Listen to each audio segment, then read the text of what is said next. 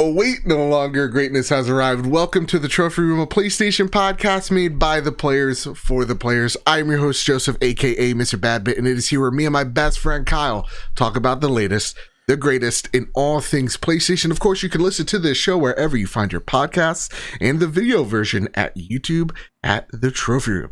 If you like what you hear, please consider dropping us a 5-star review on Apple Podcasts. Or if you really like us, you could toss us a buck our way over at patreon.com/PS Trophy Room. So with all that said and with all that out of the way, the greatest co-host, whoever is, whoever will be, Mr. Kyle Stevenson, how are you? Excited. Yeah? It's E3 week, baby. Video games are cool. I'm ready to see over hundreds and hundreds of games to be overwhelmed. Yeah. That's pretty much where I'm at right now mentally. I am mentally also overwhelmed, and E3 has not even begun, or Summer Games Fest, or what even are we calling it at this point? Yeah. It's been a big mess. And I want to thank our community because I've not been in the Discord as much as I feel like I should be, because I have been in the background just making sure things are working and things are prepared for Thursday, for Friday, Saturday, Sunday, all the days that is E3. So it's been a chaotic week here over at the Trophy Room. And so I want to thank everybody for bearing with me, bearing with us. It's been a week, man, but it's going to be worth it. A lot of cool things from live reacts, some other things, which I think I get to talk about next week. Ooh, that type of secret on shit. Next week's episode, I believe. Okay. Yeah, I think you know what it. I don't know if you remember, but you know what it is, Joe. Time is but an enigma, Kyle. I don't remember next week anymore. I get to talk about some cool things that I get to play. Nice, yeah, and just to let everybody know, though PlayStation isn't going to be at E3, we will. So all the main events, Summer Games Fest kickoff on Thursday, Saturday, Ubisoft Forward, Sunday, we are even going to be covering Xbox and Bethesda's showcase alongside Square Enix. And then on Tuesday, we're going to be talking about Nintendo as well. The schedule is on our Twitter, so you can get there. Make sure you're subscribed or followed to us on twitch.tv/PS Trophy Room. Get alerted, get notified. And yeah, next week is going to be crazy because it's really just unpacking everything we've learned from the past, 5-6 days. So yeah, it's gonna be nuts. And this week as well in the PlayStation universe has been also crazy. Like this week we're going to be talking about Naughty Dog's mystery multiplayer game that they're working on. We're going to be talking about the Battlefield 2042 officially being revealed and the campaign controversy that has followed. We're going to be talking about how Insomniac has released in the span of 6 months their third game, and it being a very, very well-received title. I'm not going to say the B word on this show. Never will. I did that once and never again. And doing that without crunch. And also, we're going to be interviewing... Banger. God, I hate you. And we're going to be interviewing Brock McLaughlin as he shares his thoughts on Ratchet and Clank Rift Apart. Heard it's a banger of an interview. And I really just hate the show, and I think we're just going to end it after this one. Kyle, but before we get into all that, it's time for a Patreon pitch. I want to thank our newest and returning patrons, Mr. and Mrs. Nasty Boots. Thank you all so much. I want to thank our platinum producers, Todd Burwitz and Too Soon. Our gold members, Chaotic Monkey, Gavin Goffrey, Griffin West, Jose Jimenez, Jedi Master Ren, Metal Kirby. Our silver plus members, Hide Indoors, Marcus O'Neill's a father now. Oh, it's just Ray. JB the Purple Monkey, Jadis Fawn Metal, Tim Ulf, Justin Rodriguez, Robbie Bobby Miller, and Awesome Dave. Thank you all so much for just being so generous with your time and helping us get better week in, week out. It's the reason why we look so good, we sound so great. So if we got you ever through a long car ride, tough day at work, whatever the situation it may be, please consider tossing us a buck our way over at patreon.com/PS Trophy Room, because it really does keep the lights on. And again, big shout out to Marcus O'Neill, who is a papa. Congrats, Marcus. And Miles is his son's name. Plus. Miles. That's awesome. The best type of name. The best to Spider-Man. add to people who are supporting us on Patreon. I just want to give a special shout out to just the Discord community as well, community at large. Like Joe, I haven't been in that Discord too much. I've been all over the place, so I haven't had a chance to be in there. But every time I pop in and see what's going on, you're just all very welcoming and kind to each other, and seeing everyone congratulate Marcus on being a father just really warms my heart. Yeah. So shout out to you. His lovely wife. You all are amazing. His lovely wife shared us a picture of him holding his son and then playing PlayStation 5. So like he got the two things he wanted, the PlayStation 5 and then the Plus, the kid, you know? Yeah. It's so awesome. Yeah, our community is absolutely wholesome as all heck, and I love it so very much. We're making something special over here. And speaking of making something special, Kyle, it's time to square up the news, because something's happening over at Naughty Dog. Something's brewing. Something's brewing. So Armina Khan over at PS Lifestyle writes, Naughty Dog will release an ambitious and high-quality multiplayer experience according to job listings. Reset Era users have spotted several new job listings on Naughty Dog's website, which state that the studio aims to, quote, bring the same level of ambition and quality of our signature story-driven games to its unique standalone multiplayer project, end quote. A job description for a gameplay scripter reads, quote, embark on Naughty Dog's newest adventure, the studio's first standalone multiplayer game. We're seeking to bring the same level of ambition and quality of our signature story-driven games to this unique multiplayer project. This is a rare opportunity to make an impact in your discipline and craft an experience that will be enjoyed and shared by millions of players around the world. Our powerful scripting language is foundational both to our trademark polish as well as the rapid prototyping of new systems and mechanics. If you know how to get impressive results from a game engine quickly and are excited to join an innovative multiplayer team, we'd love to talk to you. Naughty Dog has yet to detail The Last of Us 2's multiplayer, but from what we have heard so far, it looks like the studio is going all out, making a full-fledged experience, end quote. So, a while back, they said that there would be no multiplayer for The Last of Us Part 2, and that they were working on something, but it would not be out at launch, but it was a thing they're working on. They were planning to put it along with Part 2, but they quickly realized it was too big, and then they kind of moved to make it its own standalone thing. So do you think that this is the thing, or do you think, because they say the studio's first standalone multiplayer game. Standalone. What does that mean to you? Is this just a Factions Part 2? Or do you think that this could be like we'll talk about it later, but like a Battlefield-esque where it's a multiplayer only game, totally different universe? What are you thinking here, Kyle? I think this is what that Factions mode has turned into. Yeah. I do think, because every time I've heard them talk about it, Neil has talked about it, how it just got to be too big to be like a pack-in for Part 2's experience, and it needed to be its own thing because of how big it was and how ambitious it turned into. So I feel like that is what this is, whether or not it is a Last of Us Factions style of multiplayer where you are scrounging for like supplies. Why couldn't I think of the word supplies? I don't know. Supplies, and then craft grenades or nail bombs, whatever, to help you out in matches. I don't know. It could be a brand new thing, a multiplayer outside of Last of Us, maybe in its own unique little world. But I think we could have seen this coming from the Uncharted, all the way back from Uncharted 2, right? Had multiplayer, and every multiplayer they've had has been unique and Naughty Dog inspired, and they try to make it, a little bit of their own little flavor. Yeah. Like Uncharted 4 had those cool little magical powers that you can call in as like ultimates, whatever, that were the threats that Nate has gone throughout the game. So, and Factions is its own different, unique thing. Yeah. It's absolutely stellar. So I do think this is what that Factions spinoff is turning into. Mm-hmm.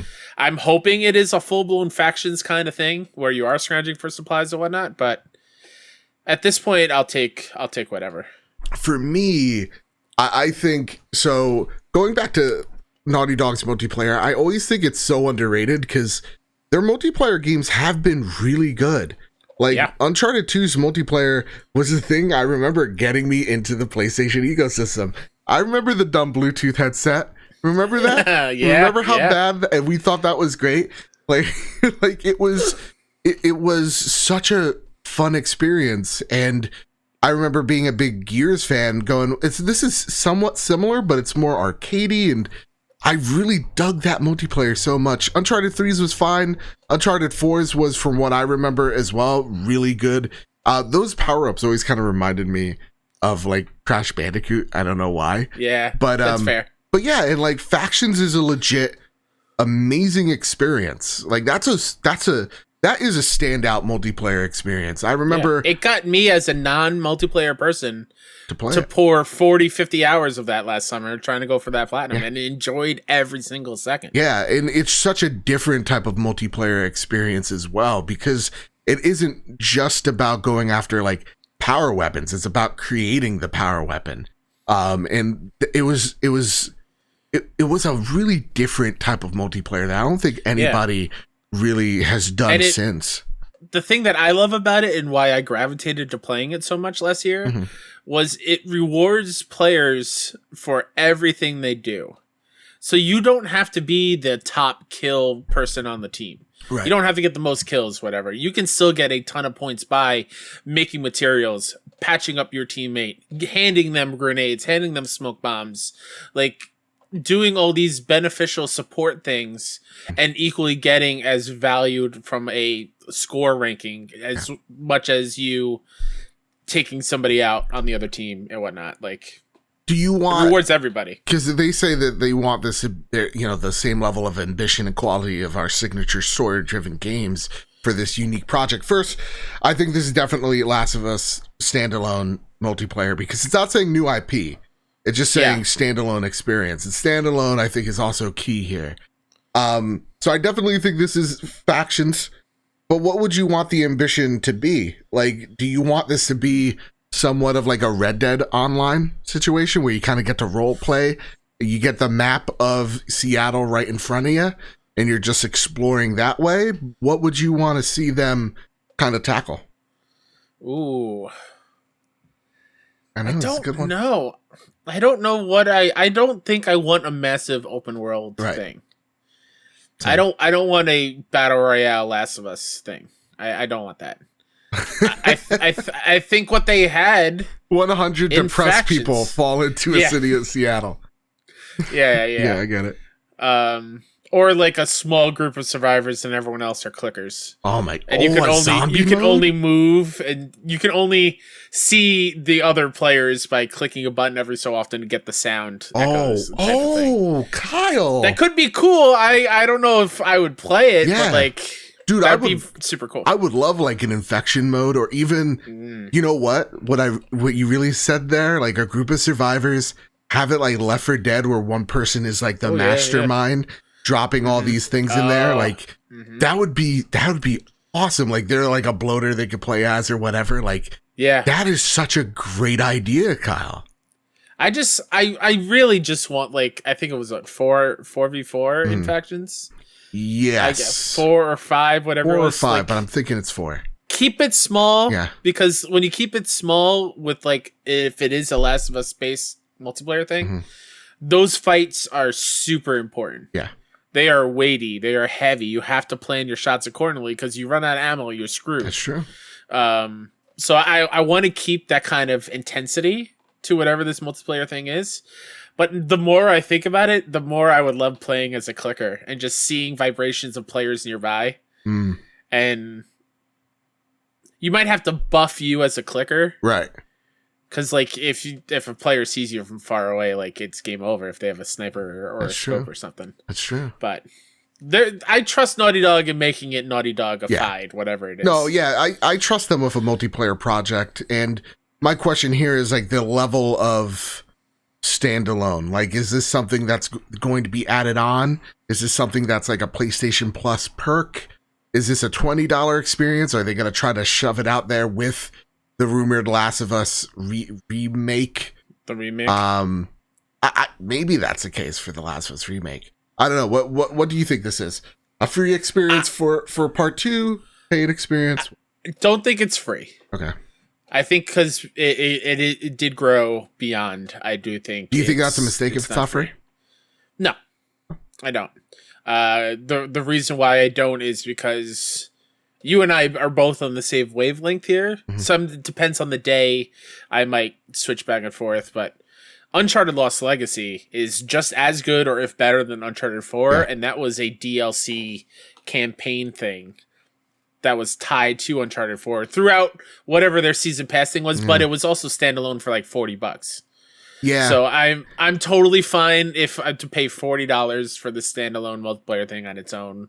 Like I'm totally fine with that. I think whatever they do, they have to be careful about it because first off, I don't think this thing's still anytime soon. They're still hiring people for it. So I do think they probably will charge you, but I really want this to be a PlayStation Plus perk to get people in that in the ecosystem and get people playing that game. And I'm kind of leaning on it'll probably be packed in with the remake to add value to it. And then I can see that. Offer like a standalone experience if they absolutely want to. But that's if it's factions. Yeah, absolutely. I'm excited nonetheless. I'm excited nonetheless. I don't even think they need to have it on PS Plus, if I'm totally honest. People see a Naughty Dog multiplayer game, like with Naughty Dog's track record, they can charge whatever they want and people will probably buy it. I see. I would agree with you, but like Lost Legacy didn't have the legs I think they wanted it to have. And how much is that is because it wasn't Nate though? I mean, that's true, but like we're not playing as, any of the main characters. Again, I gotcha. Yeah. That's fair. So I think they do have to be careful there. Absolutely. But nonetheless, I'm super excited for it. And I don't think like some people are like, do you think we see this at the next State of Play? And I'm like, I don't know. Absolutely not. This is way far now out. that they've talked about it a little bit now. I think, I'm with you. We won't see it until maybe Game Awards earliest, maybe later this year. Because it also doesn't make sense to me. I think the multiplayer game that Firewalk Studios is making is farther along and closer than I think a lot of people are realizing. Okay. So why have two multiplayer things in the same kind of showcase that are only on your platform? Yeah. So because that Firewalk Studio games, if I'm not mistaken, the team formed around like 2018. Yeah, 2017, 2018. They've been at it for a while. Yeah. So that game's farther along than I think a lot of people realize. All right. Well, it's something to keep an eye out for sure. But Kyle, this next story. This next story has me a whole bunch of emotions. Good, bad, all of it. Take it away. This is going to be me reading it, and then I'm just going to let Joe go. Let me go. Let me off the leash. This comes from Joe Scrabbles over at IGN. Battlefield 2042 officially announced coming in October. DICE has announced the much rumored and repeatedly leaked Battlefield 2042, a near-future FPS set amid a worldwide ecological disaster. It will arrive on PC, PS5, Xbox Series X and S, PS4, and Xbox One on October 22nd. Announced in a reveal stream today, the game features 128-player multiplayer matches on PC and new-gen consoles, but remains at 64 players on PS4 and Xbox One, and builds environmental disasters into its matches, including sandstorms, tornadoes, and more. The first direct gameplay will be shown on June 13th. Alongside the expected new weapons, vehicles, and equipment, the game also introduces specialist named characters inspired by the traditional Battlefield classes but with added abilities, with 10 coming at launch. The game brings Battlefield's traditional conquest and breakthrough modes and will add Hazard Zone, a squad-based mode that DICE says is, quote, very different, end quote, to the existing modes, and another as yet unannounced new mode described as a love letter to Battlefield fans. EA is building live service elements into the game with seasons that push forward the narrative of the game and will include battle passes with free and premium tiers. The first year of the game will comprise 4 seasons, 4 battle passes, and 4 new specialists, among other additions. Kyle. I want to know your thoughts. I'm a huge Battlefield fan. been that way since Battlefield 2. You feel nothing about Battlefield. You're not a multiplayer guy. No, I think I bought Battlefield 4 because that I think was launched at PS4. Yeah, I think. Yeah. Broken at Played launch. it a little bit. Did not have a good time. Maps were too big. My team, I didn't talk to anybody, so it was real hard to do well in that game. Sure. And I was like, whatever, I'm done. I played the campaign. That had a campaign, though, I think. Yeah, a very forgettable one. Oh, very forgettable. I played a little bit of it, and I thought it was pretty cool, but I'm not a huge, like you said, Battlefield So this player. trailer did nothing for you, because I was going to ask, No, is there anything that like piqued your interest? Because they do some crazy stuff here, and some of you have some questions about before the show. So the trailer is fantastic. Yeah. I think that is what, if you are looking for a cool new multiplayer game to play, you want a trailer like this to sell you and look at all this cool stuff you can do. I'm just thinking of like the Twitch compilations of Twitch streamers pulling off these crazy moves, like hopping out of an ATV and letting it drive off a roof into a helicopter to explode it, or popping out of a fighter jet, yeah. with an RPG, shooting another fighter jet with the RPG, and as you're falling, grab onto your fighter jet, hop back in, and fly away. Now, like, is that going to be an actual thing that I can do in this game? So what if I told you that's a love letter to Battlefield 3? That move right there. So there was a clip that went viral. I shared it out on Twitter of like, this is what Battlefield is at its heart. When Battlefield knows what Battlefield is, it's a great game. Possibly one of the best shooters. And there was montages, I remember all the time, of people flying the jet, sniping people out of the jet, or getting out of the jet, shooting people with a rocket launcher, hopping back in their jet. And seeing that is like, gang, we hear you. We got that's you. Awesome. Yes. I appreciate that a whole lot. That's really cool, Dice. So for me, I looked at that trailer. First off, it's all CG. So we're not seeing actual gameplay. And that's egregious use of Motley Crue's Kickstart My Heart. Okay, well, we have differences there. I mean, I love the song. I love the song. Because they also give me little pieces and then give me the Battlefield score in between, and then a little bit more.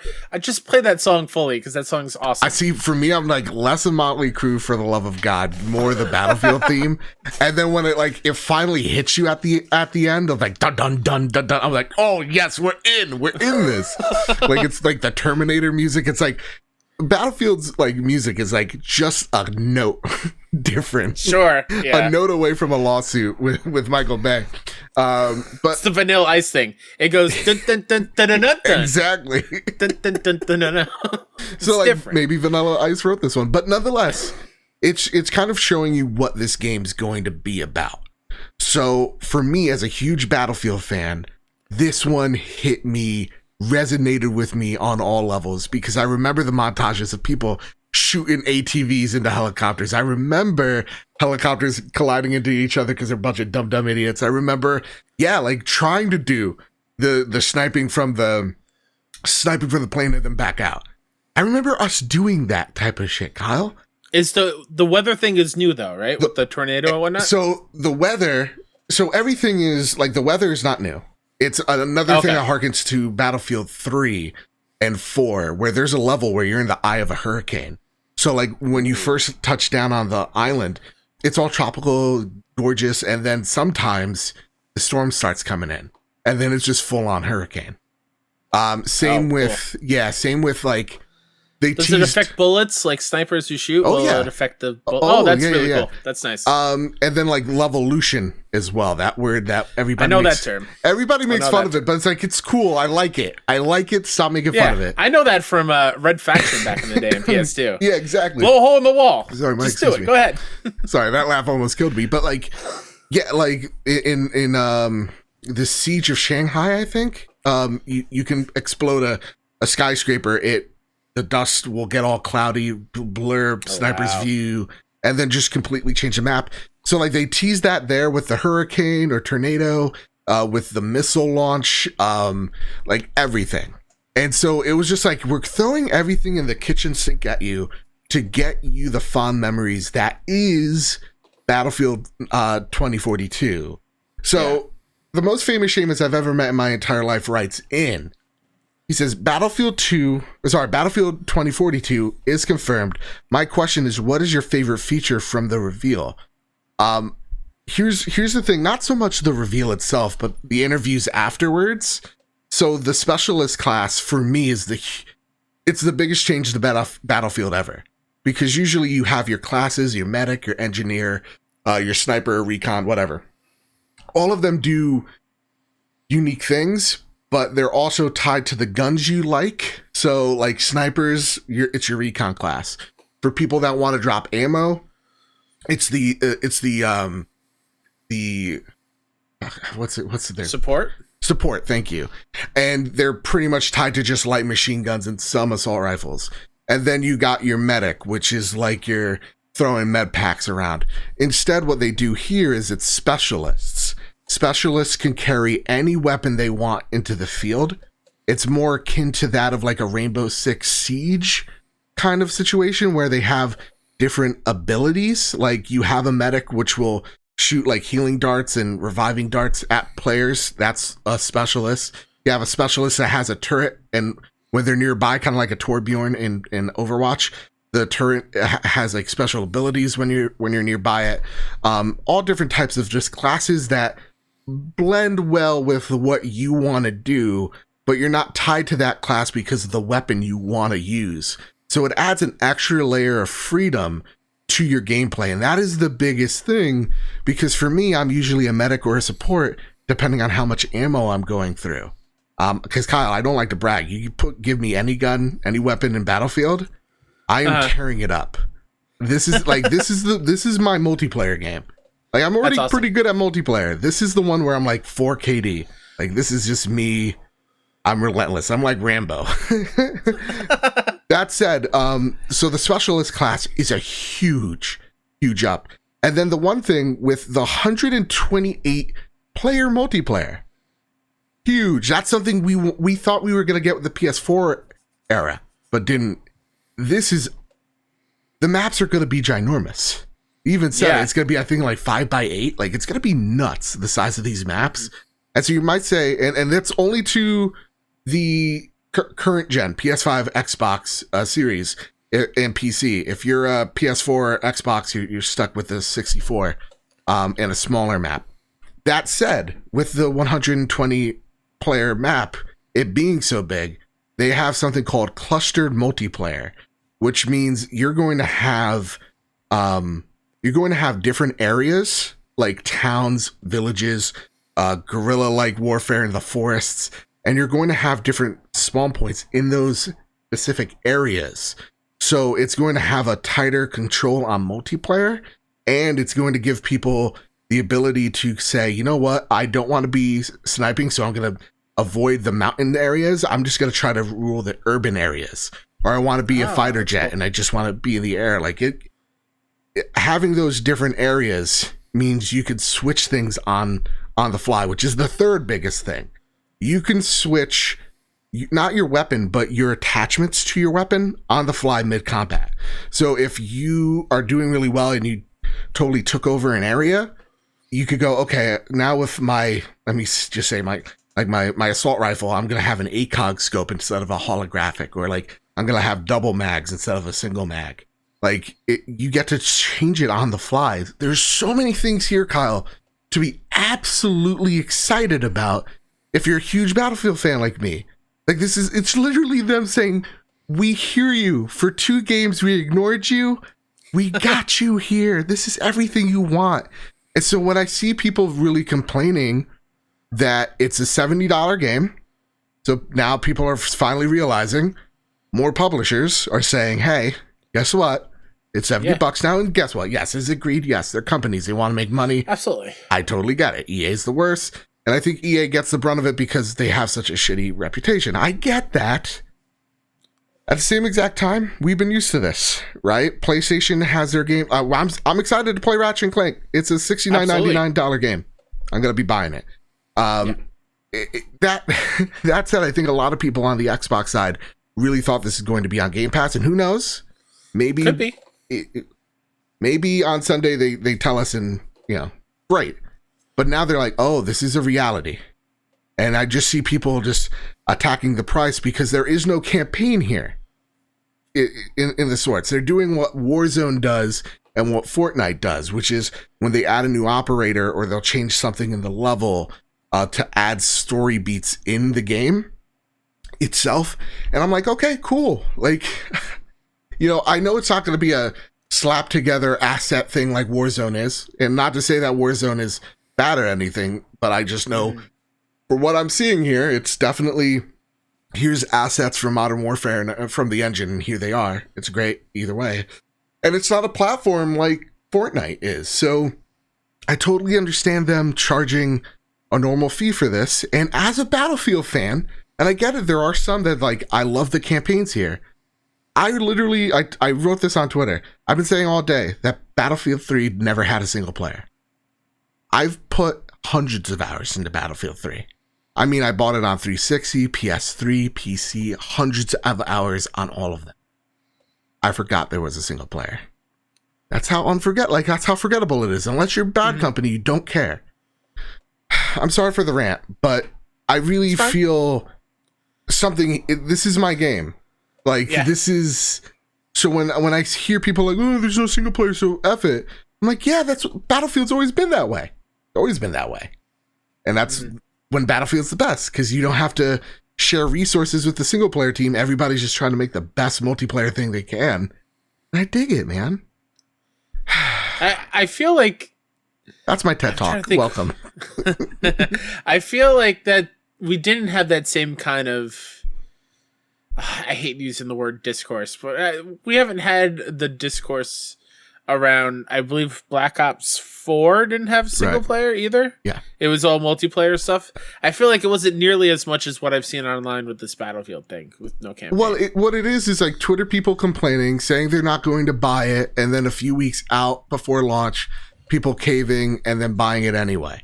Like, that's what usually Twitter discourse is, because it was the same crap with Black Ops. Sure. Yeah, and the one thing I want to touch on is, as a non-Battlefield person, I think this game looks, again, all CG. We'll know more on Sunday. I have no doubt it's going to be a showpiece on Sunday. Yeah. I fully expect the gameplay to wow a lot of people. It looks fun. It looks well worth your time and well worth your money. And I think the one thing that you mentioned, and I'm not saying everybody who uses Game Pass is like this, but that is the one thing that I really hate seeing, is people getting kind of snobbish. Not snobbish, like stuck up, entitled. Like, I buy Game Pass, everything should be on Game Pass. Right. I shouldn't have to pay anything else for any other game ever. I'm only playing things in Game Pass. Like, which is fine. Don't be snobbish about it. But don't be a dick about it. Like, yes. Yeah. If you only want to play things on Game Pass, that's fantastic. That is a great value. What I get a little perturbed about it is when people are, again, using that word, being snobbish about it, and be like, oh, I'm not spending any more money on that game. I really want to play it, but you know what? Nah. Yeah. If you have a valid reason why money is tight, 100%, I get you. Yeah. I'm with you. I understand where you're coming from. The people that I am pointed at right now are the people that are just doing it to thumb basically their nose flame at it. On the flame, like the fanboy thing and whatever, and just like stop. For the Xbox folks, I understand some people being burned because there have been rumors, and again, Sunday could change all this, but like them saying, hey, this is coming to Game Pass. Yeah. And people think, like, really buying into it and going, oh, what? It's not but EA Play and all this. And so, like, I understand that frustration, but yeah, I do see a lot of people just thumbing their nose at it. And for us at the PlayStation side of things, I think we're used to it, and you're really just making the call whether it's, the campaign was that big of a deal to you, and that's why. And to me, I don't really think it is. Just like when people, like, I've never heard people go, yeah, I bought Call of Duty. And let me tell you something. That story is the thing I'll remember. Like, I really it's love always Modern like, I had a Warfare fun story, time, but I don't remember it anymore. Yeah. Sorry, I talked over you there, but like, it's that's the same thing. Like, I play Call of Duty for the campaign and dabbled in multiplayer every once in a while. I can't tell you one thing that's happened in a campaign in a Call of Duty game that I've played, other than Ghost having a dog. And unfortunately, I played a campaign that had Kevin Spacey in it. That's the only thing that I remember from any of those campaigns. And I think there's a guy named Frank in one of them as like a reoccurring character. I think in the Black Ops world, maybe, possibly. Yeah. That's the only other thing that I can recall. But like, they are forgettable. They're fun, popcorn kind of like movies, like where you just play for the action set pieces. Exactly. And honestly, watching this, I thought like this is Fast and the Furious with like military weapons. It looked super fun. So that's awesome. Yeah.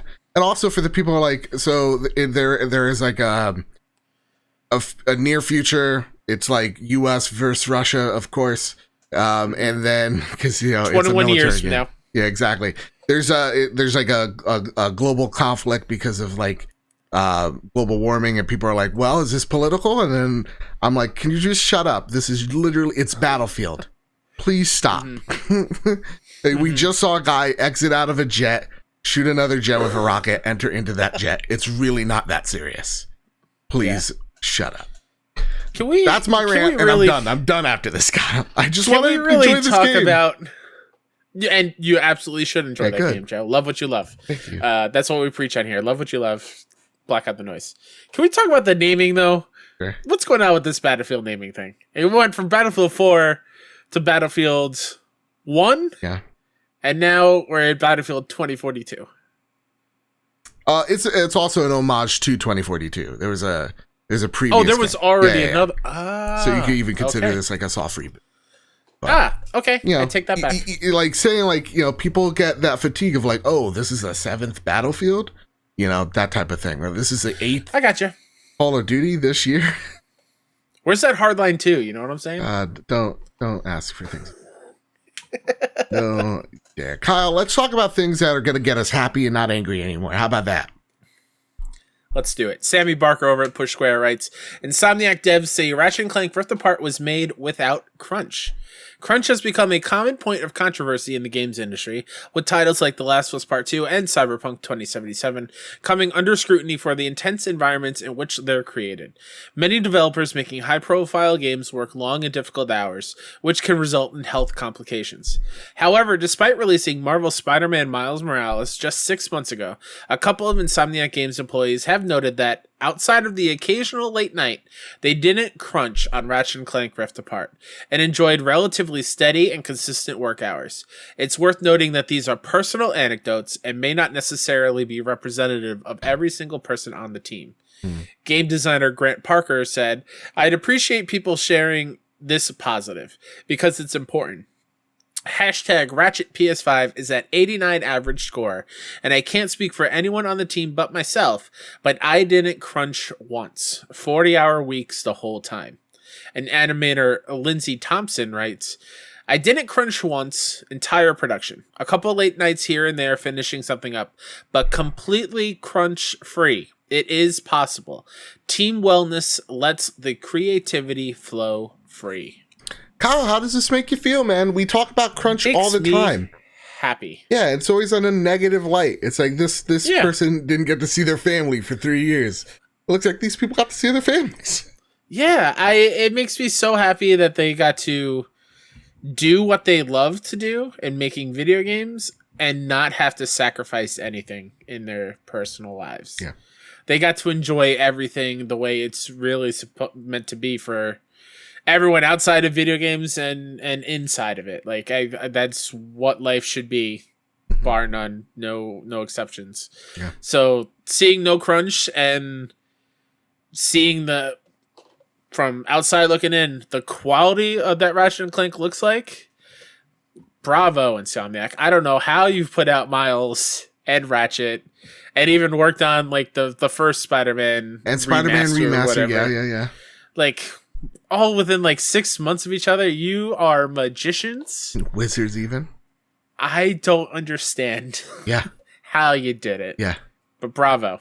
Honestly, goodness. I think Ted Price is still over there, right? Yeah, Ted Price is over there. Ted Price, Bravo to man. you, sir. Yeah. Way to create a fantastic studio. I think what I love the most seeing about Insomniac and their culture is they're really on a high note right now.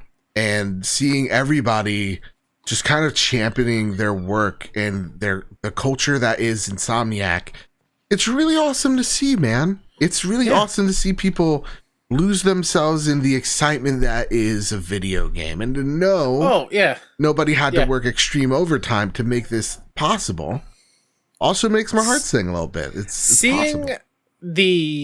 what day was it? Friday or Saturday? Mm-hmm. The Ratchet Twitter thread of them pulling in other universes stuff in PlayStation lore and outside of it, actually, and having that lead to the reveal of the Rhino 8 being a weapon that pulls in other items from other PlayStation franchises into the world as a weapon. Like you could drop a Thunderdraw from Horizon. Yeah. There was even a Sunset Overdrive one. The Sly Cooper one blew PlayStation Twitter out of the water, and everyone was super excited about it. So like, and in turn, their developers like Naughty Dog and Sucker Punch, all just like celebrating Insomniac and in celebrating that this game's released. That's what I love about the PlayStation studios. Yeah. Is they all have each other's back, they all champion it, they all are loving it. It's like that everywhere, but like PlayStation does a really good job of every studio rooting for the other one. At least outside looking in, they do a good job. It feels like a family. Like they're all just like happy for what they've accomplished. Like it's awesome. And shout out to the people, the PR folks over there. They've done banger of a job. Yes. Dave, put it on the board. Joe said banger again. Dave, don't you dare. You know what? There should be a jar. It's kind of like a curse jar, but it's with that word and every time. You know what? Yeah. When we get closer, I'm going to say it right now. Okay. And people listening, people in the Discord, on Twitter, you hold me to it. Okay. During the month of whenever we do Extra Life, every time banger comes out of my mouth or Joe's mouth, I will put $5 in a little jar. Ooh. And then whatever is in that jar at the end of that month, Extra Life month, we'll donate to Extra Life. Well, maybe just $1 because you love saying this word. That's true. I don't want you to go I might go broke. Exactly. I might go broke. More Ratchet and Clank news, Kyle. We're not even done here yet, man. No. The review roundup. So Games Radar Plus gave it a 100.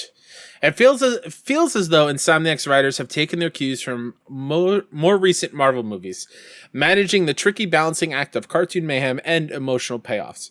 It made me a casual Lombax fancier, more invested in the series than ever before, and hoping we get to see a lot more of the fabulous foursome soon. IGN gave it a 90. Ratchet and Clank Rift Apart is a stunner. It not only gives the latest generation of consoles a game that looks as beautiful as the improved tech promised, but it's also a fantastic experience to play. Insomniac has been around the Ratchet and Clank block plenty of times before, but Rivet and other new characters add so much charm, wit, and heart to a franchise I've loved for most of my life. That's coupled with series best action platforming gameplay and incredible art and sound design across the board. Rift Apart may not be the biggest adventure around, but its big heart, wild weapons, and incredible detail easily make it one of the most memorable of the year so far. And the Washington Post gave it a 70.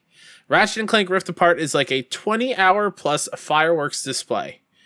It is pure spectacle. Cascades of riotous colors wrapped around polished gameplay tropes. So overall, very, very good. Sitting at an 89, which is fantastic. Fantastic. Now, here's the thing. This is another phrase I think needs to go. But Jedi Master Ren writes in, nip check for Ratchet and Clank Rift Apart, Kyle. How excited are you? Feel it? Feel it out? I feel like I can break into Fort Knox. Whoa. Okay. I feel like I can cut through it. Yeah, I can cut through any bars right now. Okay. Right? You can't hold me back with my current nip check level.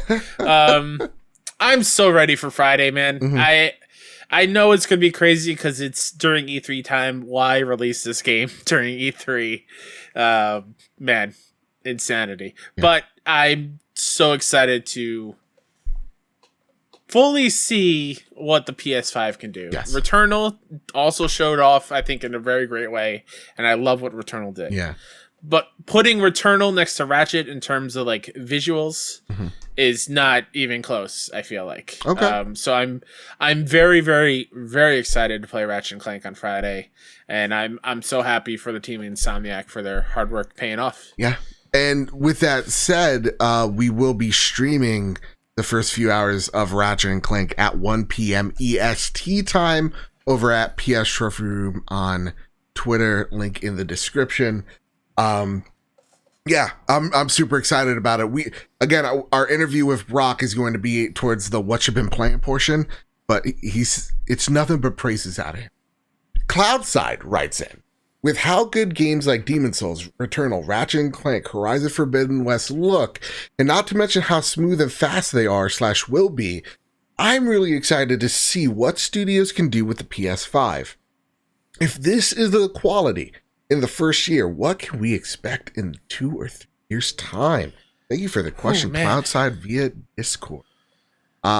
Great question. That's what I think about when I've looked at the gameplay. And talking to Brock as well, that's one of the things he says is like, again, in 20 plus minutes, we'll hear about it, but he says something along the lines of like, if this is what we have to look forward to, this is just the beginning, this generation's going to be real special. And so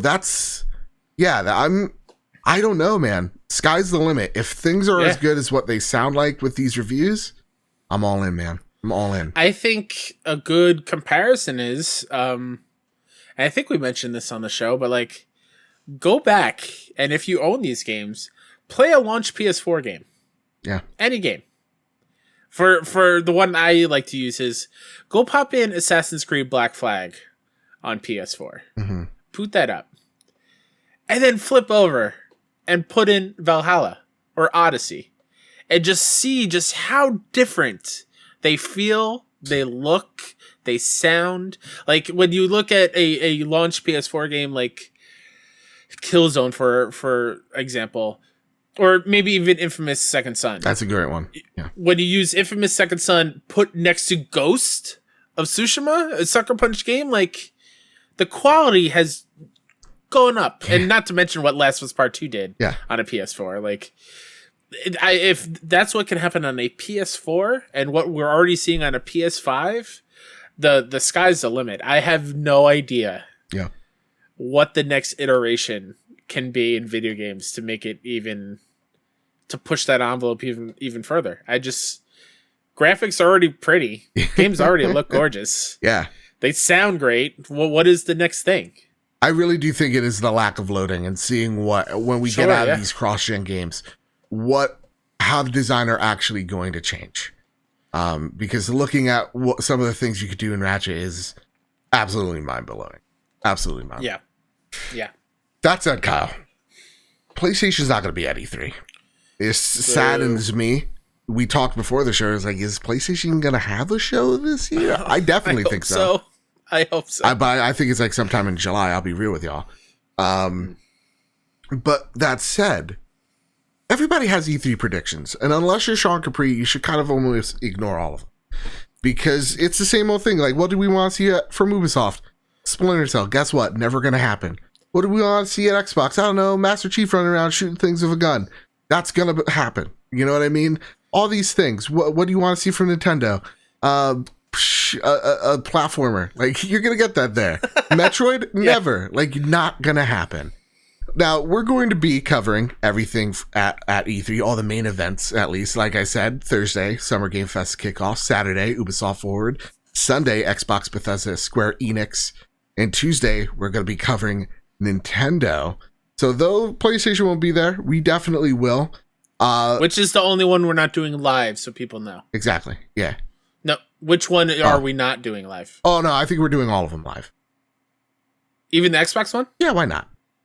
Okay. Yeah, Captain Logan's going to be there with us. It's going to be great. Sure. That said, Kyle, what I want to do is something a little different. It's what your expectations are for this E3. Let's start there. What's your expectations for E3 in general this year? Are you thinking a smaller show? Are you thinking because of the global panorama, as our good friend Jose likes to say, we're not going to see anything big happening here? Or do you think no, just because, you know, the global panorama is here doesn't mean we're not going to see some amazing stuff? Where are you at? I think for the first time, my expectations are set in a very reasonable level. Ooh, okay. Part of that is because there is no word on a PlayStation show and they're not at E3 yet. Yeah. So the hype inside me is not boiling to a tipping point yet. But I think I'm going in having a few things that I would love to see, and even if I don't, I'll be okay. Because I think there's going to be so many other announcements that they'll build on top of each other to make a cumulative good showing. Yeah. Just not. I don't think it's going to blow my socks off. Okay. But I'm excited. I'm excited to see what the rest of the fall holiday release looks like, because as of right now it's slowly getting there with Battlefield and Far Cry 6, like Dying Light 2, it's getting there. Maybe Horizon, who knows, hopefully Horizon, but yeah, it's slowly building to that point. But I'm just waiting for the dominoes to fall, and I think we will get that with some of these on this upcoming weekend. Absolutely. And that's where I'm at too. I think I'm at a very reasonable level. I think it's like, I think Ubisoft even, I like how everybody's like putting out the teams that aren't going to be there. So like Ubisoft's like, hey, go take a look at what's now, I think, Rainbow Six Extraction, which was, I think, quarantine before. It's now Rainbow Far Cry 6 gameplay. Yeah, we're going to see you. We're going to show you gameplay there. We're going to give you some Valhalla updates, kind of setting the ground of like, here's what you can expect. I really don't expect anything too crazy out of any of these big events. I think a 40-minute show for each of them is a victory on itself. That said, my expectations are leveled. Like for Summer Games Fest, what even is it? Is it just that kickoff? Like they're trying to latch their way on to like, oh no, the Ubisoft Forward events at Summer Game Fest. Ooh, no, actually the Xbox events, ours. Like, and at the same time, E3 is like, no, they're ours. This is ours, and it kind of feels like Summer Game Fest is kind of being overshadowed, which goes against our theory before of like Jeff Keighley knows what he's doing, but like, does he really though? Has he been able to make a big impact? I don't think so. Yeah, it is a little weird, but also, I also am now thinking that maybe they took too much of a revision of what last year was. Sure. Where I think last year everyone's big complaint was there's so much for such a long, prolonged period of time that this year Jeff kind of shoved it all into like a pretty much one showcase. Yeah. And then trying to sponsor these other already things to be a part of it. So I feel like maybe next year it'll be a little bit more, it'll find its groove and where it's comfortable, but honestly, like without me sitting down with you today and going over the schedule, it doesn't feel like Summer Game Fest is tomorrow. Yes. Like I'm not gonna go to bed thinking, oh, can't wait, Summer Game Fest. Nothing is. The only thing that's making me excited is because that PlayStation logo is part of that Summer Game Fest. Which means it has to be. It has to be. Their event has to be soonish. Because if they say, hey, it's more like a couple weeks, not a month, I definitely think it's late June, early July. We're going to see that. Unless Jeff got them to have something in the kickoff show. Maybe. Possibly, but I'm excited because I love these kind of shows. I love that tomorrow is a 2-hour show, or excuse me, Thursday, June 10th is a 2-hour show, the kickoff. Yeah. Including Day of the Devs, which highlights really dope indies, and I'm super excited what Double Fine and I Am 8-Bit are doing with that. Once that hits though, I'll probably be like, all right, give me more. I'm ready. Right. And then you have that whole like Thursday's kickoff live, Friday there's like nothing. Ratchet. I mean the game, Ratchet and whatnot, but like as far as like a press conference or showcase or something, there's something going to be there. Now let's go into the individual events. Just real fast. Sure. What is your expectations for the Ubisoft show? Is this like from the least excited to mid to like your this is my priority list. Where's your expectations for Ubisoft, your excitement, and what do they need to show you to get excited or do to get you excited? Ubi's actually pretty low this year. Mm-hmm. Because like I don't think they're going to show off a new Assassin's Creed. They're not going to show off a new Watch Dogs. We just got 2 new games. Mm-hmm. Do we see Beyond Good and Evil 2 again? No, I think that game's canceled. I think that game's just done. It's canceled. One of the main guys is up and left. He's like, I'm gonna go save the climate because that sounds like an easier thing than this. You know? The only thing that would get me excited, and they've already said like they're gonna show more like Mythic Quest stuff in there. Really? Oh, I believe there's so some excited. Mythic Quests being showed up. Oh, I'm such a stan for that show now. The one thing that I'm looking forward to is hopefully that Prince of Persia remake looks better than the first time. They already said that ain't gonna be here. Then I have no expectations whatsoever for this show. I love you so much. I mean, they usually are good by having like one big like surprise at E3. Yeah. So maybe that surprise, like Gods and Monsters, which was Immortals, was a surprise. Steep was a surprise. Yeah. Was Riders Republic last year's surprise? Yes. Or was that like I think so, something like that. Post E3, one of the forwards or whatnot. But I don't know. I'm not a Siege person or Rainbow Six person, so Extraction is not singing to me, and we know what Far Cry is going to be. So again, I think this is like we're showing you stuff that is coming out this holiday and in March. Like a holiday is Far Cry, in March is like, you know, I keep wanting to say Parasite because it sounds cooler, but Extraction. Yeah. And I'm right there with you. I think this is going to be a smaller show. I think you're going to probably see a Nintendo thing like Mario plus Rabbids Kingdom Battle 2 because that game is better than Mario Odyssey, and I'll die on that hill because it's the right opinion. It's also on sale. Yeah, for $5 in the Ubi store right now for $5. 5 smackers, dude. So you might have something on there. Yeah. Like, hey, go play this first one because the new one's coming. There's 2 things that they can do. Go for it real quick. Ubi Arts, they bring back Ubi Arts. Mm-hmm. The Valiant Hearts kind of games, or Child of Light. 2, give me a new Rayman game. Ooh. It's been too long. A Rayman game would be hype. Yeah. But that's it. Let's get to the next one. Yep. It's our frenemies over at Xbox Bethesda. Bethesda left us, but you know what? We're doing so fine without them. You know, we got into shape. So we're on the apps. You know, we're clinging on to Deathloop and Ghostwire. Yeah, we're doing so great. We're doing so great. Not even jealous. Good for you. Good for you. Isn't that the new TikTok trend? That song? I don't know. I'm Olivia not Rodrigo. Like you. Kyle, where's your expectations for this? We're a PlayStation show, so it sucks, right? It's this PlayStation, is the so show. you're not PlayStation. This is a mortal foe. I should hate this. This is the show I'm looking most forward to. Same. They have so much that they can show to really absolutely crush E3. Yeah. And really show the Xbox player base why they bought into a Series X and Series S and Game Pass to get all these experiences on their ecosystem. I think they're going to absolutely crush it. And I'm fully expecting to finally understand what Starfield is.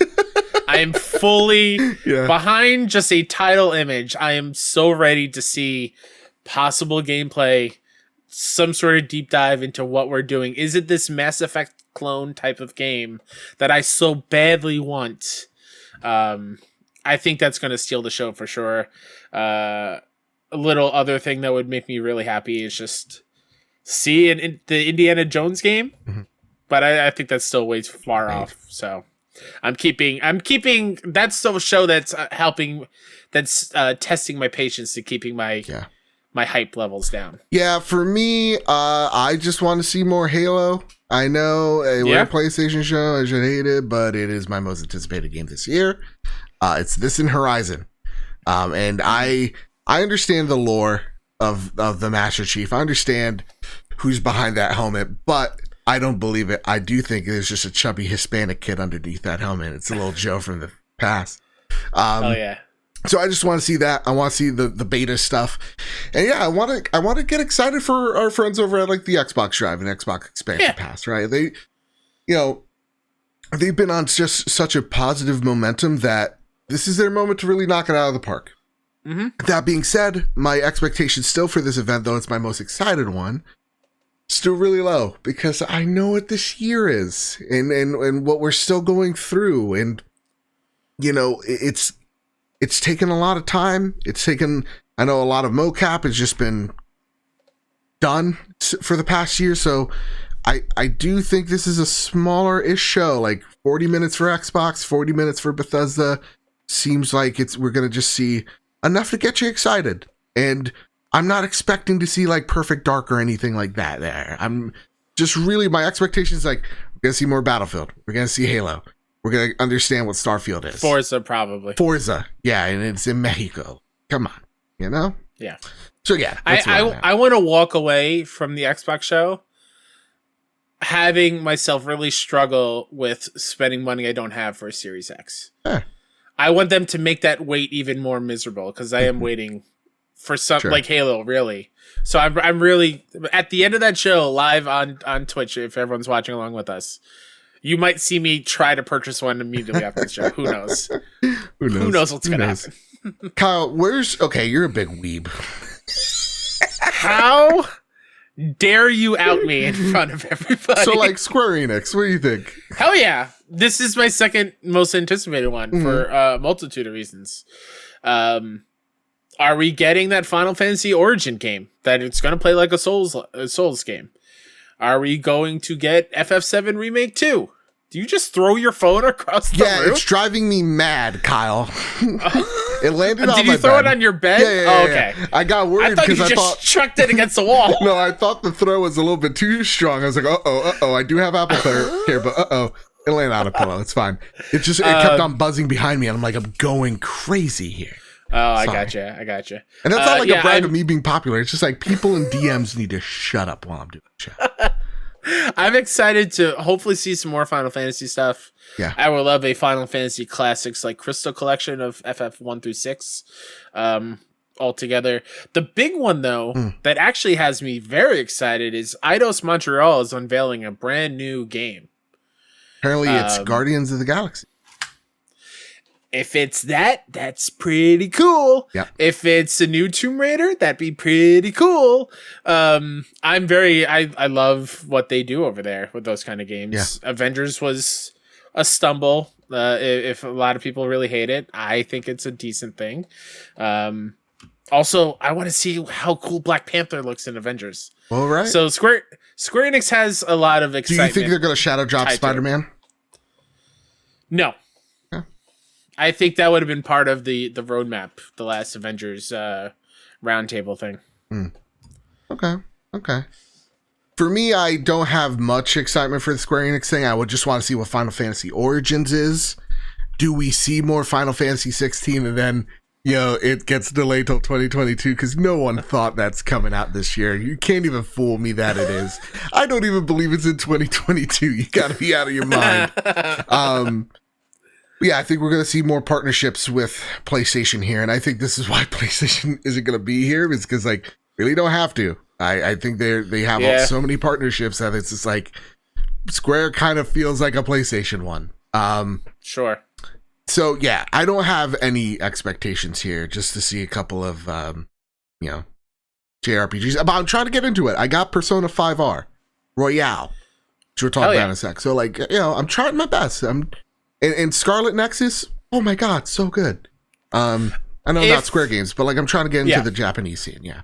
If Square Enix, a couple years, what was it? 2 years ago, Joe After Work was with us for the Square Enix show, and they unveiled Final Fantasy VIII, and we both lost our minds. The remastered thing that can happen for me. This show, if they finally bring Star Ocean 2 over here in the West for us to play. Is that a Square game? PS5. It is a Square Enix game. Okay. It already exists on PlayStation 4s in Japan. It is the only Star Ocean game that you can now not play here. It was a PS1 game. It had a PSP remaster. It just never got put on current consoles over here in the West. It is one of, if not my favorite RPG of all time. I have many fond memories of the game. There's over 40 endings, Joe, to that game. It's beautiful. I love that game. I want to play it. So please, Square Enix, please. Yeah. You want me to re-download Avengers? You put Spider-Man, you shadow drop him there. Bam. Done. You want me to get excited? You show me Final Fantasy Origins. Show me that stuff. Babylon's Fall, too. And the Guardians game, I want to see that.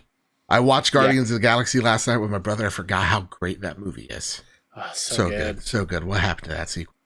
Last but not least, the ones we're covering, we go with Nintendo. Happening here, Kyle? What is happening over at So Nintendo? Are we getting more Pro? just... Tom Nook's going to come out. It's like, you owe me money. I'm going to say no on the Switch Pro. Okay. I'm going to say we'll see a couple more title screens. Sure. And that's it. I'm really hoping for a new Donkey Kong game like Tropical Freeze. Let's stop pretending Donkey Kong's good.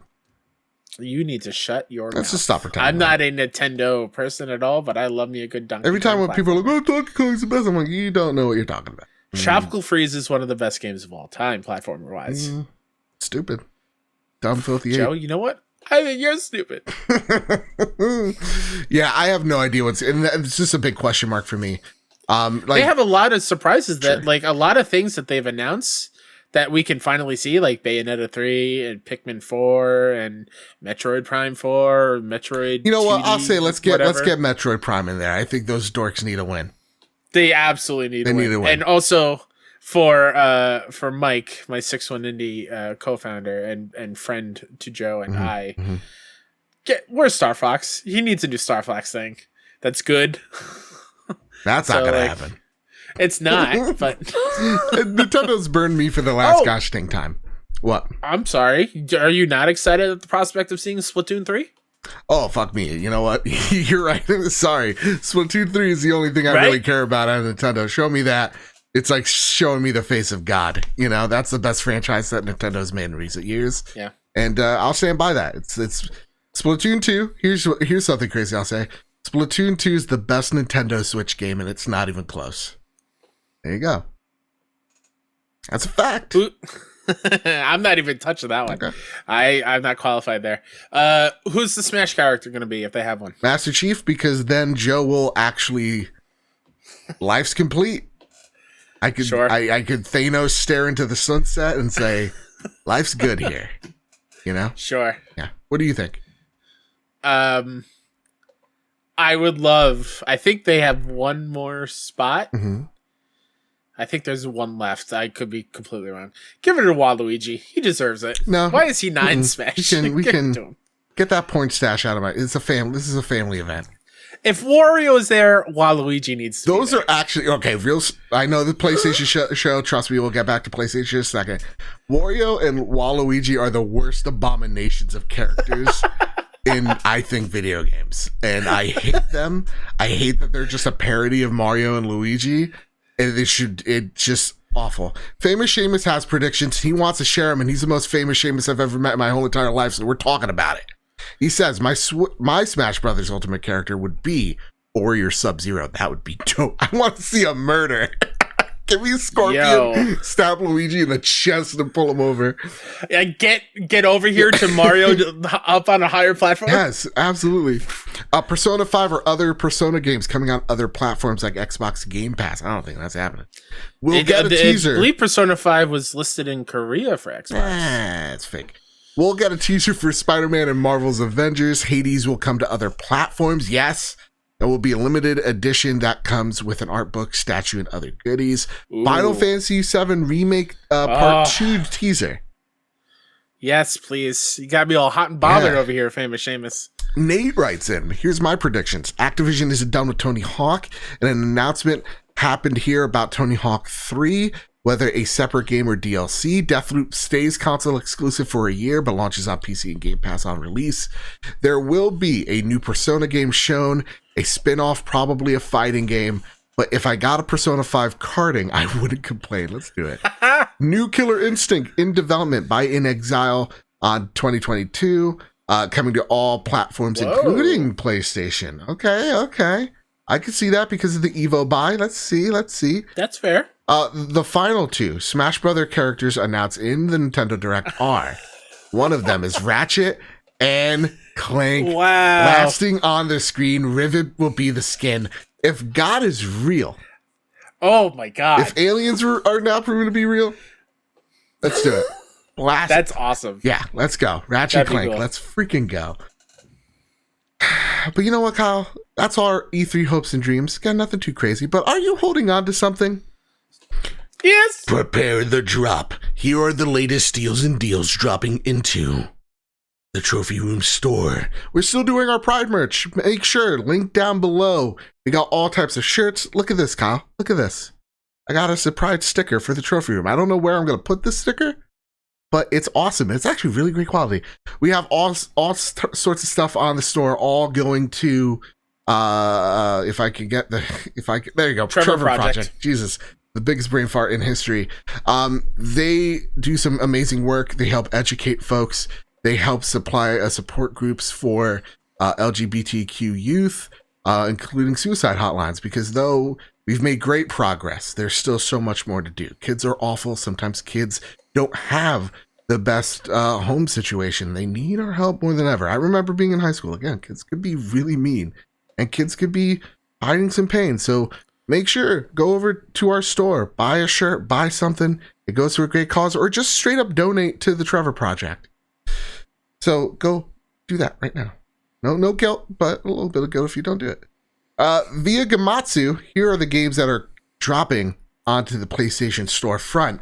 We have Final Fantasy VII Remake Intergrade launching worldwide. We got Guilty Gear Strive on the PlayStation 5, PS4 launching worldwide.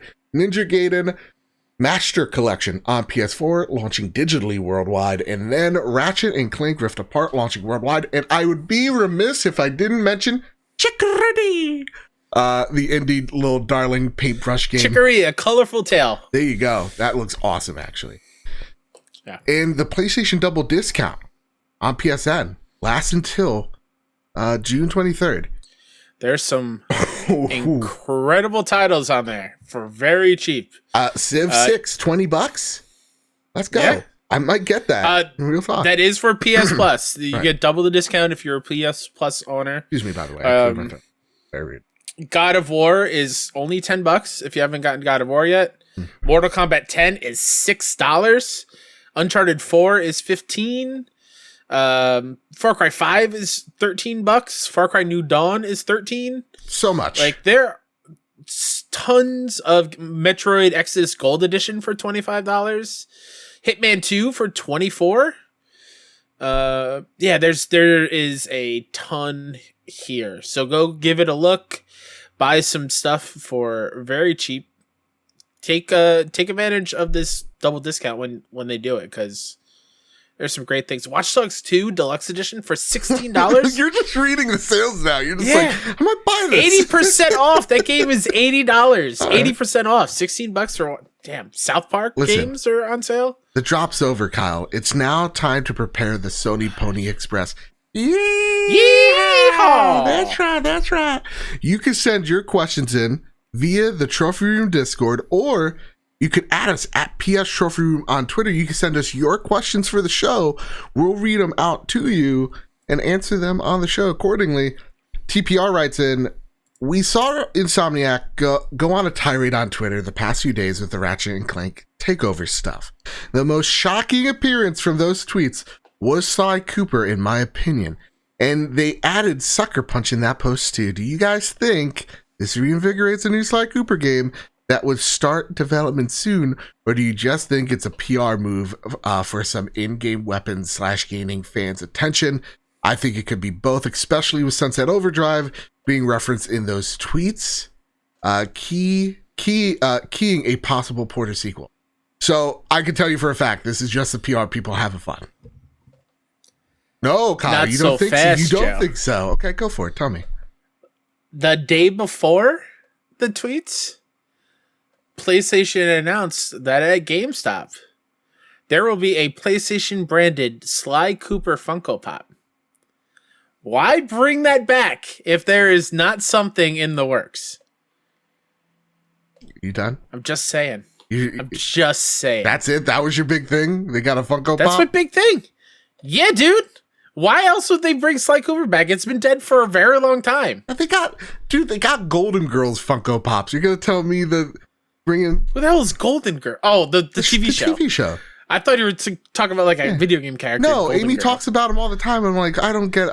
I'm Blanche, apparently. I don't know. But when you look at the PlayStation line of Funkos, they're usually tied to games that are either coming out or have special interests. Honestly, and I know this is not the question, but Brianna Reeves on Twitter talked about, like, why hasn't there been an Astro bot one? Yeah. With, like, all different... Like, I'd buy a Bloodborne one in a second. Are you kidding me? Absolutely. Like, geez. Do they not have a Bloodborne Hunter in Funko Pop? No, they have, like, a Totaku. But it's obviously not the same because it's a Totaku, but it's up there. You can see it. And it's been 2,269 days, so why not?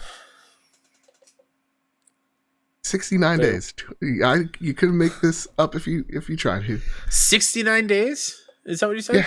2,269 days since the launch. June 9th? Is what? Are you kidding me? I know. 69 everywhere? Ooh. What? Especially since Sunset Overdrive. Let me get to that one. That one's never happening. I think it's just that one. It's dead, and it hurts me as much as it hurts you. No, this is just PR. I don't think anything. I would love that to happen, but at the same time, like, just give me Ghost of Tsushima 2. That's it. And I'll say, and I'll hear nothing else of it. V. Pelosi writes, here's a question for you, my friend. So far, who do you think takes Game of the Year, Returnal or Ratchet and Clank? I want to make this a topic for the summer months as, you know, news gets a little drier. But for what I'm hearing so far, and what we'll hear later on, Ratchet and Clank seems like it's it. So, yeah, that's what I think. Kyle, what do you think? Until I play Ratchet, I don't know what to say about that. Are you okay? I just hiccuped and I thought I just saw God. She's beautiful. Oof, Jesus. Sorry. Because, like, please don't clutch your chest and your eyes go wide. I literally just completed my CPR course, but that does nothing when you're hours away from me. I can't do it over Discord.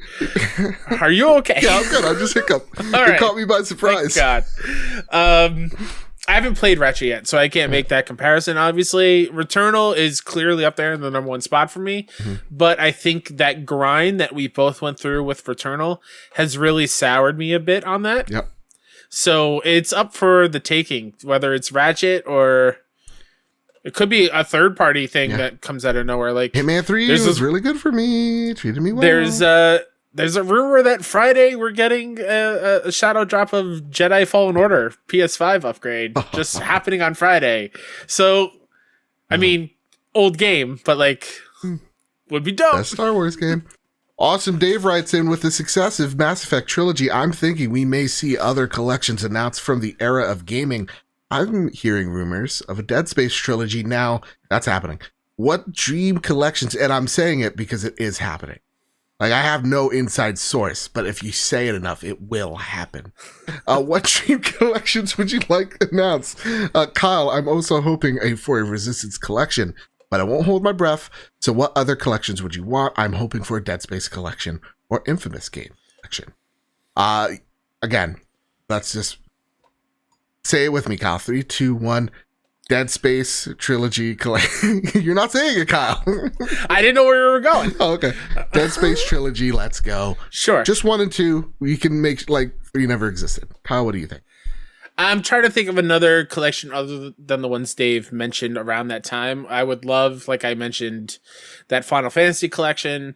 I would love an EA Big collection of SSX and NBA Street and NFL Street and all those kind of things. Yeah. That'd be stellar. But around the Mass Effect era, what collection of games? I know there's probably one glaring one that I just can't put together right now, but... I would say Crisis, but we are getting Crisis. Yeah. I feel like most of them, Yeah. we have gotten already. Fair. The ones that I really want, and obviously Infamous is up there for me. I might blurt something out later when it comes to my mind. Okay. But right now, yeah. just Dead Space. Please make it be Dead Space. Sure. I command it. Jadis Von Metal writes in via Discord. I probably missed out. No, you didn't, Jadis. Don't you dare. But in case I didn't, with the recent-ish news that God of War Ragnarok and GT7 are coming to the PlayStation 4, do you think this is still would have happened if there wasn't shortages of PS5s? Thanks, and game on homies. What up, what up? Not it. I think that's a great question, and I don't think they would. No. I think what people don't realize, like everybody said that the dev kits got to people's hands in like 2019. So I'm definitely thinking these games were definitely on PS4 first. And then because it's now so easy to port games over because of the x86 architecture, they just ported these games over to PS5. Definitely Ragnarok. I think Imran Khan mentioned that GT7 is because of COVID. But I definitely think with Ragnarok, that game was originally on PS4 first. I mean, what would you do with your team for over a year or even just 6 months? Yeah. You know, I think that just makes sense. Yeah. And for like the shortages of PS5s, they're still outselling and outpacing the PS4. It just goes to show the production on the PlayStation's end is very impressive. So. Yeah. That said, Kyle, that's been the Sony Pony Express. And we go into what you've been playing. But because our friend Brock is stepping by, that means, Kyle, you must go. Because you didn't want to get spoiled with anything Ratchet and Clank. You didn't want to know. You didn't want to partake in this interview. Yeah. So where can people find you, good sir? You can find me on Twitter at Mr. KStep. You can find me over at 61indie.com for all indie coverage, and 61indie on Twitter, Twitch, YouTube, and IndieCast on podcast services for our indie game coverage. Dollar Slice on podcast services for our conversational show. In addition to all the live reacts I'm doing with Joe for all the big stuff, over at 61 Indie, we have every single indie game conference covered. Guerrilla Collective, Wholesome Games, Limited Run, Future Game Showcase. We are live reacting to them all. We're also going to be podcasting every single night, covering what we saw and what we thought looked rad. Oh, and Devolver. Cannot forget Devolver. We also, Mike and I recorded our reaction of watching through all the previous Devolver conferences in one big 2-hour YouTube video that will be going up before Saturday, because you got to know the lore, because that is the Devolver Cinematic Universe. It is one that is one of the best cinematic universes going today, better than DC's, and come at me with that one. You're wrong. Yeah, I love you very much. Stay safe and enjoy E3. Take care of yourselves, please. And with that, let's get into the interview of Brock McLaughlin's review of Ratchet and Clank: A Rift Apart. Oh wait, no longer. The Ratchet and Clank Rift Apart spoiler-free review discussion is here. I am your host, Joseph, and join me today is our good friend Brock McLaughlin, who's going to share his thoughts on Ratchet and Clank Rift Apart. Just to let y'all know, again, this is absolutely spoiler-free, and everything you're going to see, Sony has shown you before, and everything we're going to speak on is completely spoiler-free. So with all that said, with all that out of the way, let's get right into it. Brock, how are you doing, my man? I'm so good. I'm smiling because I get to see you, and you had a big day. So congratulations. Thank you. It's been a big day indeed. And with that, I want to ask you something, because a few nights ago you were like, "I just beat Ratchet and Clank. I need to talk to you about Ratchet and Clank." So before we talk about this game, I want to know where your head's at walking in, because there's been over 19 Ratchet and Clank games, this one being the most recent one. So where do you fall as a Ratchet and Clank fan? That blows my mind. Right? There's no way. It's been, yes way. Wow. So no, definitely not a big fan, if that number is surprising me here. Look, I I didn't mind it on the back in the PS2 days. I feel like everyone had Ratchet and Clank back in the PS2 days. PS3 kind of fell off. I don't even remember the PS4. Oh, yes, I do. Of course I do. Yeah. It was the reboot came on the PS4, and that version was like the one that brought the game back for me. And I was like, damn, you know what? This is a really great platformer that we haven't kind of had in a long time.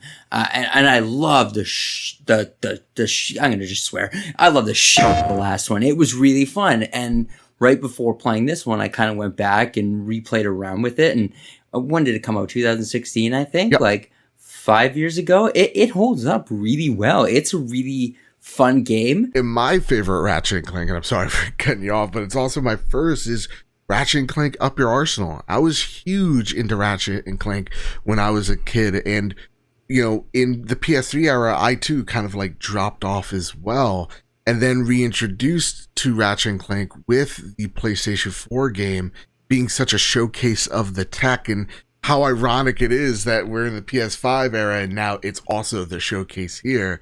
So let's get right into it. Let's talk about the weapons. That's the thing that makes Ratchet and Clank. So It is. tell me how the weapons feel, man. I wanted to flex my memory first and see if Up Your Arsenal, is that the second game? I believe so, yeah. Okay, cool. All right. My memory's not gone yet in my older age. Sweet.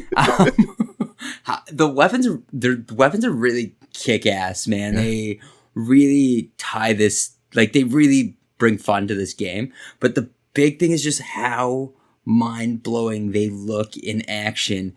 Right off the bat, like my favorite gun's this lightning gun that daisy chains a bunch of villains together, and like the more you power it up, the more you can like connect dudes together that are all like getting electrocuted, and you can see their bones and like blue going up and smoke's going everywhere, and it just looks like your eyes are melting. Like you're like, damn, I've never seen something like this in a video game before. And I feel like that's my reaction to a lot of this game is, damn, I didn't know they could look this good and this immersive. And so let's talk about that, because yeah, one of the guns we saw was like the digitizer that made its way back, where when you shoot enemies, it turns them like digified.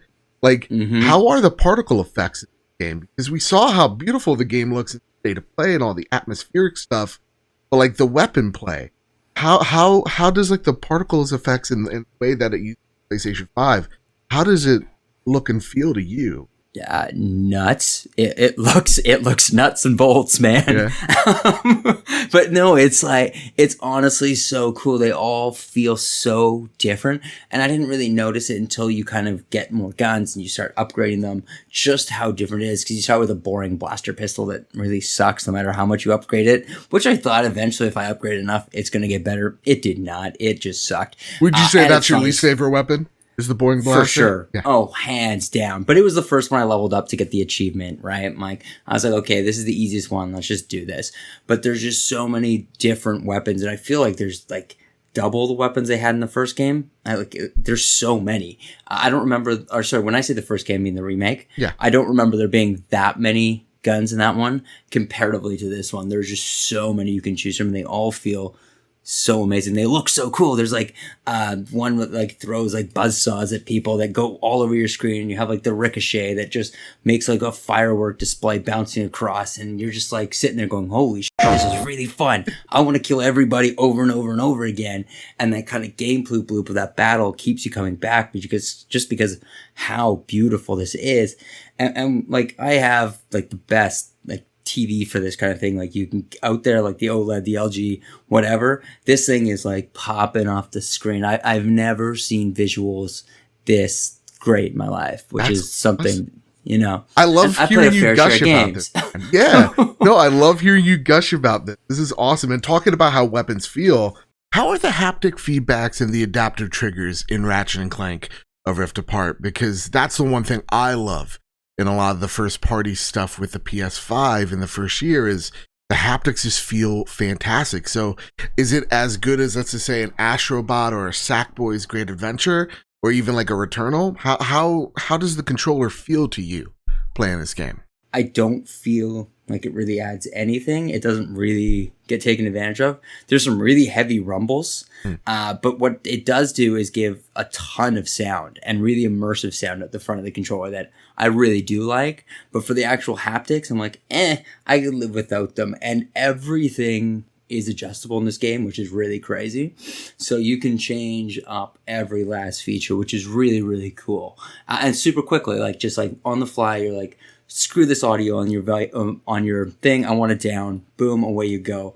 But yeah, I don't know. Have you found any haptics that you're like, this is great? Oh man, so Astro's Playroom for me is one of them where it's like, okay, this is amazing. And even like a game like Returnal, you did pretty damn well when you use like that half button press for the zoom in, and then you press all the way up, and bam, you get like that ultimate move.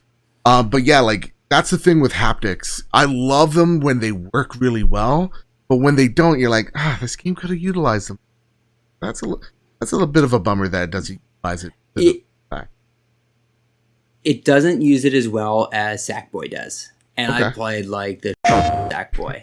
I just love that game so much. But yeah, it doesn't use it as well as Sackboy, but it does things that Sackboy definitely doesn't do.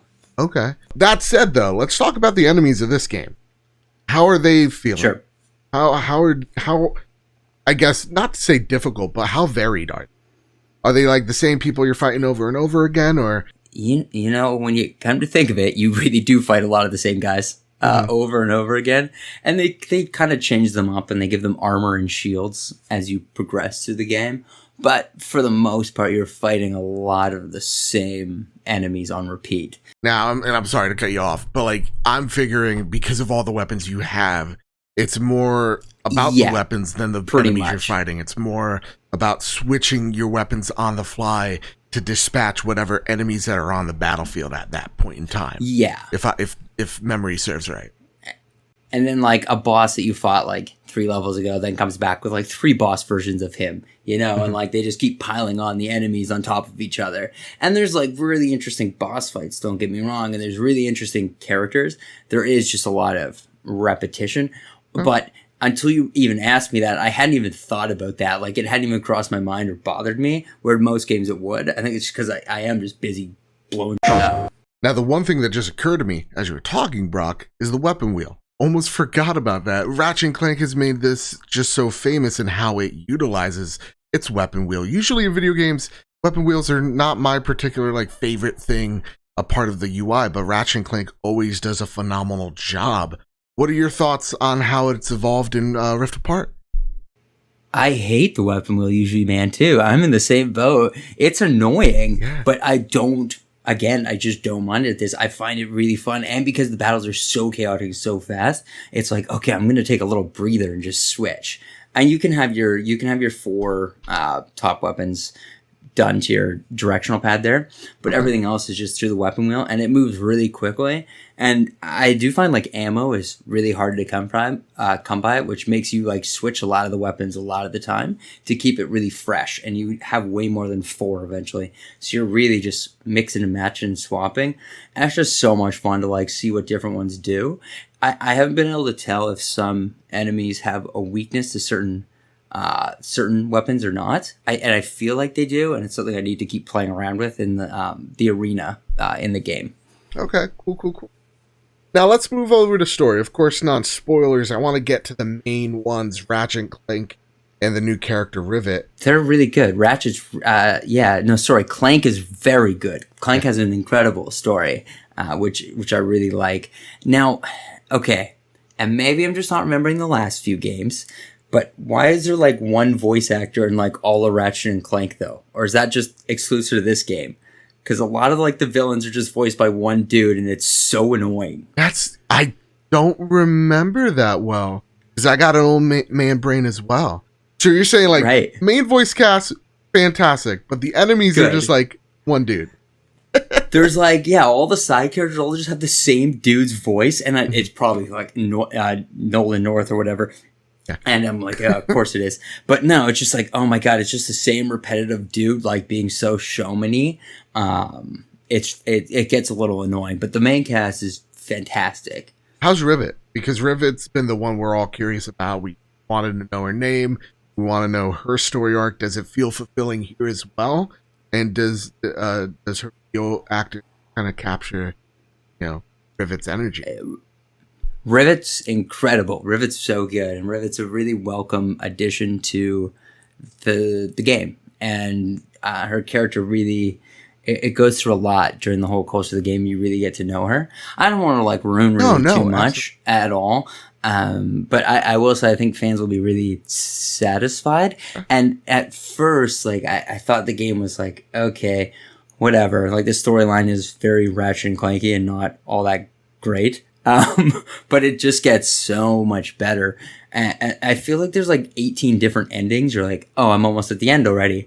And it's just kidding. We're just getting started. And you're oh, damn. Okay, there's a lot more. And then this happens 5 more times. And I'm okay, I'm not almost finished. All right, awesome. Also, and I almost forgot this. Does she play any different from Ratchet? From what I saw, from what we've seen from the state of play, not different. I know she has a hammer that no, it's the exact same, which is kind of strange. So every weapon you get, she also gets. Okay. So when you switch between characters, it's the same. The only changes is you have armor. So you have a pair of boots, shoulder pads, and then a helmet you can change. And they can each wear different ones that does show up in cutscenes and when you're fighting. And they all have different specialties behind them. Well, it's awesome to see that fans and newcomers alike are going to be really digging this story and these characters. We talked a little bit about how guns sound. I want to talk about other sounds, though. How is the music and the ambiance in this game? That's the most forgettable part to me. I love a good soundtrack. I don't know why it hasn't stood out to me at all. Okay. I've noticed it a few times. I'm okay, it's cool, but really has been just kind of the disappointment in an otherwise pretty excellent game. Oh, here's a question. Headphones or TV audio? I've tried both. Both? Okay. But I'm usually playing this with TV audio. Okay, cool. So I wanted to know about that 3D audio. Yeah, it's great because all you can hear is the weapons, which kind of overlay over everything else. So you don't even notice the music. All you hear is bam, bam, bam, bam, bam. Right. So even the world's ambiance, that's all I need to hear. It definitely doesn't blow me away. It's not like Returnal, man, where its sound is so incredibly crucial. This is, or even Resident Evil. It's just, it is what it is. Let's talk about loading. Okay. These consoles are all about. There you go. There you go. There's our conversation on loading. Bam! It's instant. So there was the thing where it's he has this gravity hook and it hooks him in other dimensions, and that's pretty much it. Just it's non-existent in this game, it feels. Yeah, that's pretty. I mean, there is loading, but it's quick cutscenes or something. I've never seen a loading bar. There's the elevator trick, and there's the falling down trick. There's a few of the classic things, but really there isn't really any real loading times. It's incredibly quick and fluid, and yes, you can jump between worlds instantaneously, and it's pretty mind-blowing. I was trying to explain to my girlfriend, I was look at this is so wild, and she's I don't get it, and I'm never mind. I don't think most people will. I don't think kids will ever get that. They don't have no idea how different this is, but it's I was just sitting there looking at the draw distance. I'm holy, you can see so far. It's just it's at times super mind-blowing, and it's so nice because this is really the first big PS5 game we're getting, right? Holy. And does it live up to it? With all the hype, with all the teases, with all the reveals, we've visually it says it's blown your mind, right? Story-wise it holds up pretty darn well. Weapons are fantastic. Characters are also fantastic. Does this game live up to the Brock McLaughlin hype? Now we pause with anticipation. Yeah.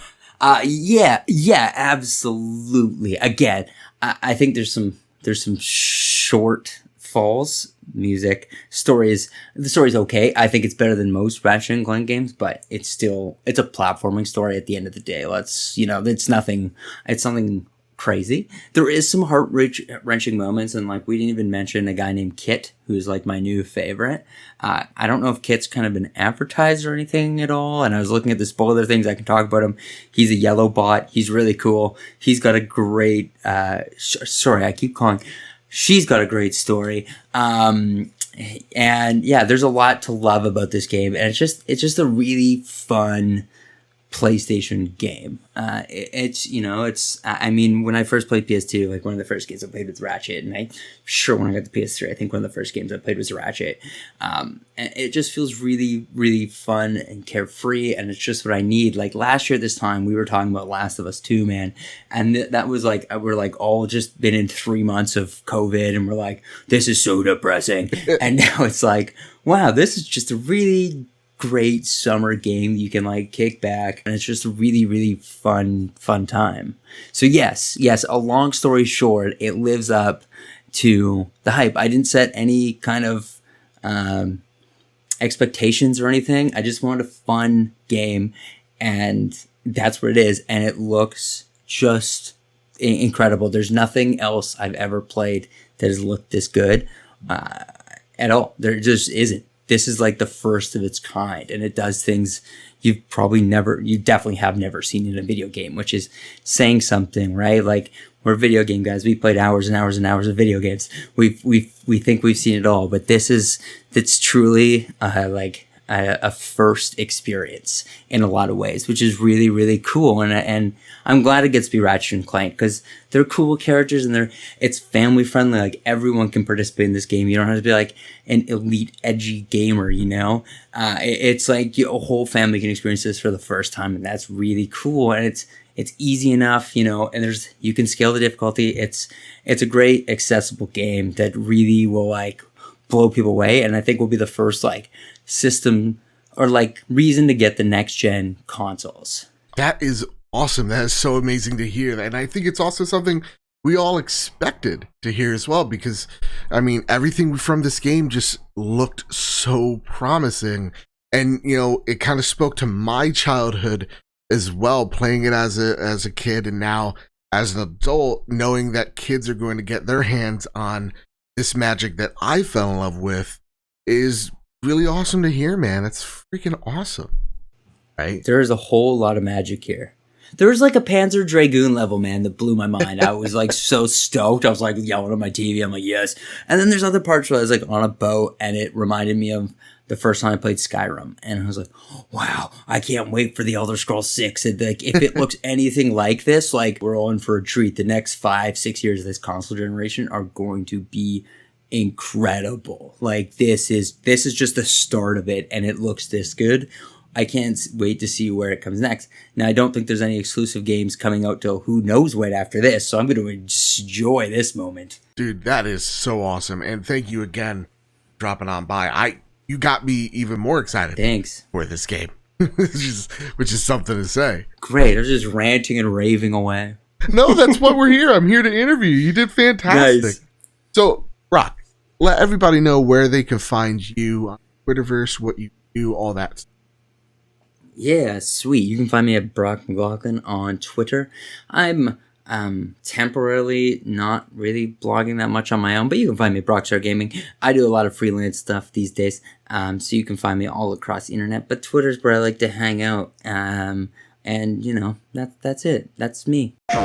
About Ratchet and Clank Rift Apart with us, and with that, I want to give the good old-fashioned sign-off, but before we do, we have to talk about who won our Ratchet and Clank giveaway. So let's go head back to Kyle.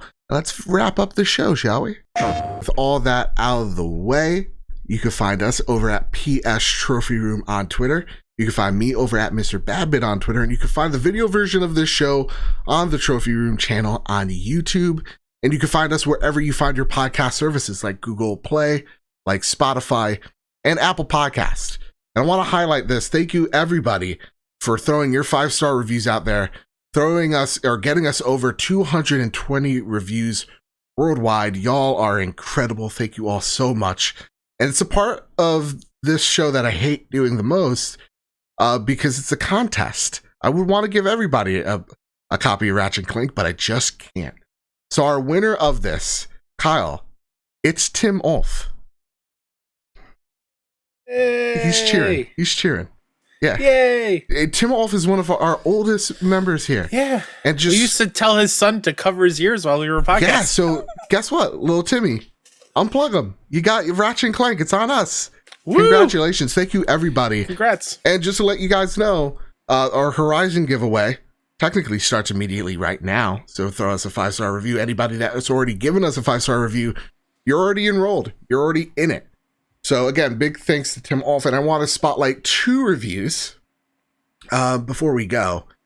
One is from Radis, or Ray Addis. They write, I look forward to the trophy room every week. The hosts provide the latest news with insightful commentary. They are easily one of the most entertaining PlayStation podcasts out there. Keep up the great show, Ray at the Gamer Photo. And then we got another one, Kyle. Are you ready for this? We have a celebrity that wrote in that gave us a 5-star review. No way. You want to guess the name?